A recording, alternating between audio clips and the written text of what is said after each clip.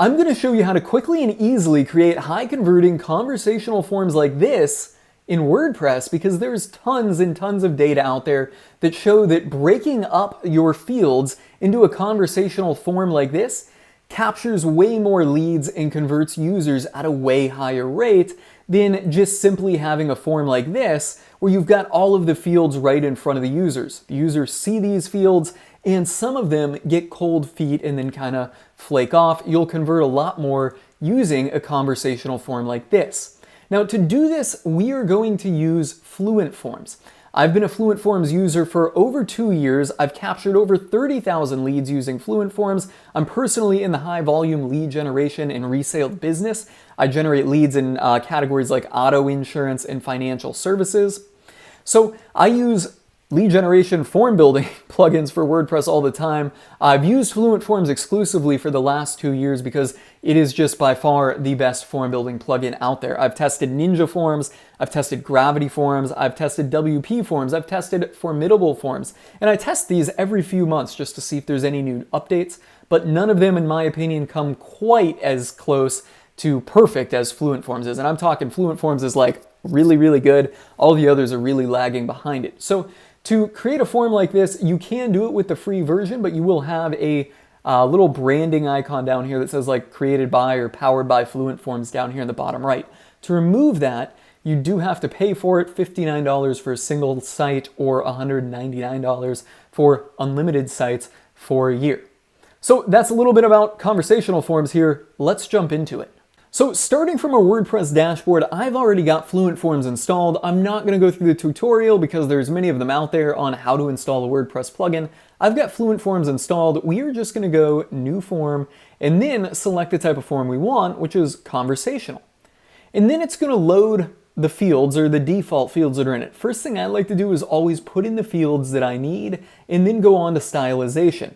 So if we delete these, I'm going to capture some fields here. I'm going to go with a radio field right here, and I also want to capture a phone number, right? So let's say for my radio field, I want to ask, what industry is your business in?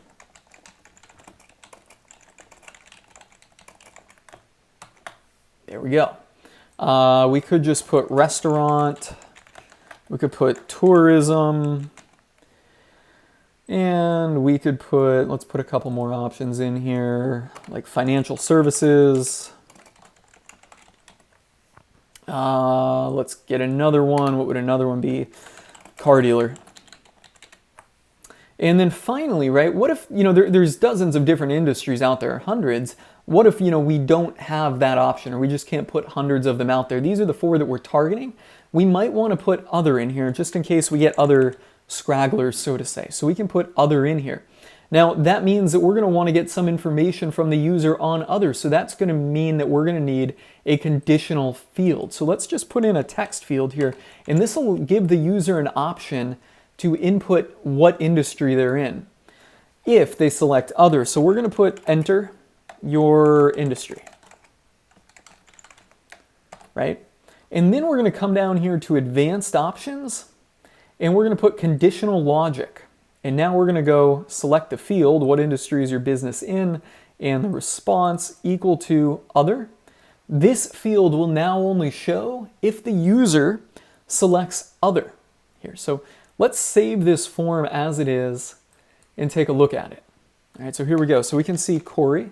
I'll put in my name. If we select financial services, this will be cool. It'll auto advance to the next one. But oops, I meant to select other to show you how that works. So we can scroll back, and I just scrolled with my mouse. If we scroll through it, we'll get it. We'll select other, right? Enter your industry, right? There's that conditional field. So let's just say I'm in bike shop industry. I'm a big cyclist, right? Then we go on, and then we'll go on to email and phone number. Let's stylize this form a little bit now. Let's make it look better. So we'll come to the design tab, right? First thing we're going to want to do is disable the branding, and then let's add a background. So here on Unsplash, let's find an image that'll suffice for a background. I'm going to type in dark. Let's see what we get for dark. That might be kind of cool. Let's download that real quick. Come back to Fluent Forms. Uh-oh. I thought it gave me an error. We'll come back here. We'll go background. And when we could select a color, right? We could just do black, I guess. We're not going to do that. I'm going to put an image in.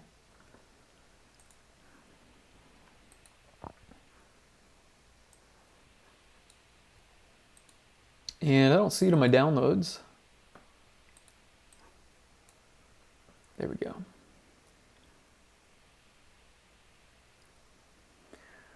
It's going to run through an image optimization because I've got that installed on my WordPress site. We're going to insert that in. Boom. There we go. I wasn't expecting that to be so centered or so widescreen on there. What does it look like on mobile? Mobile, okay. So yeah, maybe our fonts are not going to be ideal. Yeah, that works. Answers, we can set them to white.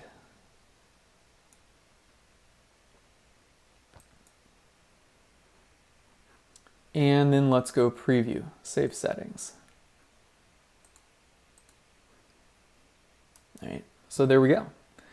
That looks, aside from the colors, which you may not want to use, I gotta say I'm not a big fan of the colors here as a design aesthetic, just because they're kind of centered on it, right? Like we had some color up here, that would be good, but having that bright color in there, that light color, may or may not be the best.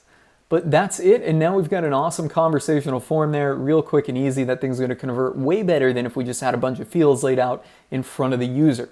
So that's how you create the conversational form in WordPress using Fluent Forms. If you want to sign up to Fluent Forms, please look for my link in the description below. Yes, it's an affiliate link, but that helps support the channel and helps keep me sharing my insight here on YouTube. That's a wrap on this one, guys. I'm signing off.